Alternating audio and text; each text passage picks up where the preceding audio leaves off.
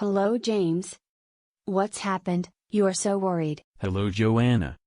My manager assigned me a very hard task.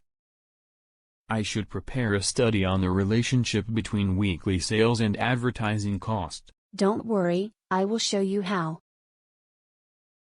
If you're anything like me and not at all mathematically inclined, conducting this type of forecast may seem daunting. Google Sheet will give an easy-to-understand breakdown of regression analysis in sales. James has to predict the change in sales when the advertisement cost increases by 10%. So he needs to use the linear regression for examining this issue.